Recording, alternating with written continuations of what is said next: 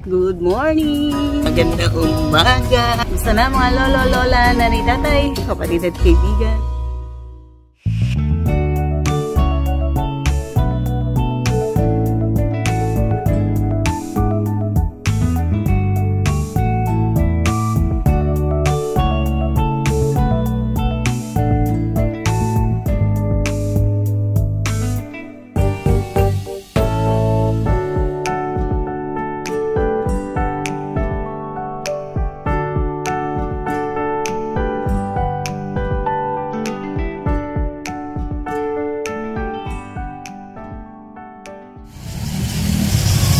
Mga lolo, mga lola, mga nanay, mga tatay, mga kapatid at kaibigan, ang Lola Miray nandito ngayon at kasama ang ating mga young ones, pero nandiyan sila ngayon sa Ferris wheel.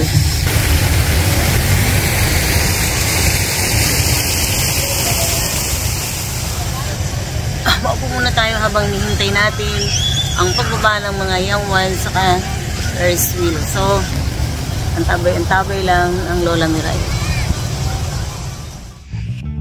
This is the place called Little Vegan.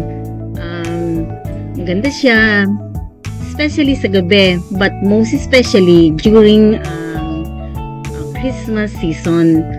As I was told, it was fully decorated at saka sobrang dami ng during those times. But now, dahil alanganing araw, alanganing buwan.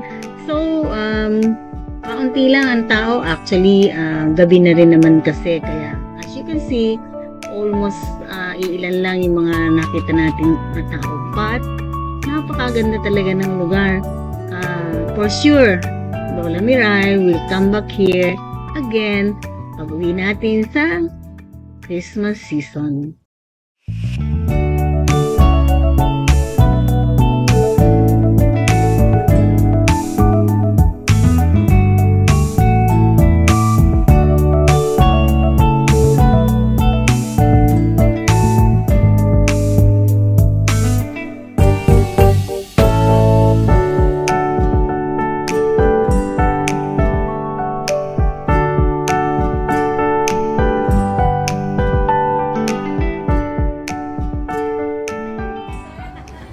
After Little Vegan, we went to Parisan. Since Lola Miray haven't tasted kung ano ba talaga yung pares. Kasi parang sobrang laging nadidinig ng Lola Miray ang pares ni ganito, pares ni ganyan, talagang masarap. So, gusto matikman ng Lola Miray, ano ba talaga yung pares? So, here we are in this place na sabi nila, masarap daw ang pares. So, try natin.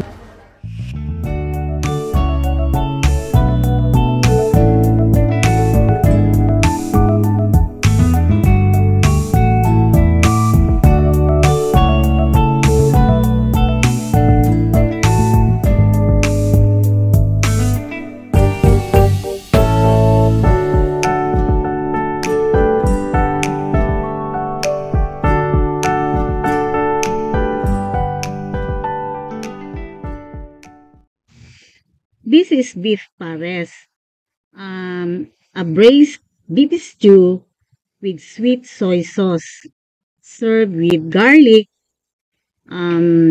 chili, fresh or chili flakes. And also, it will be combined with choices of lechon kawali, boiled egg, or like what I chose, the deep fried bean curd. As you can see, enjoy na enjoy ang ating mga young ones. Only rice pa ang mga iyan. O di ba mga lola? Pero tayo, hinay-hinay lang kasi alam mo naman, pag nagkakaedad, medyo wats-wats lang sa ating blood pressure. Abusog! Let's go! Hanggang dito na lamang ang ating video for today. At umaasa ang Lola Miray na muli niyong sasamahan sa ating muling paglalakbay dito sa mga kwento ni Lola Miray. Until then,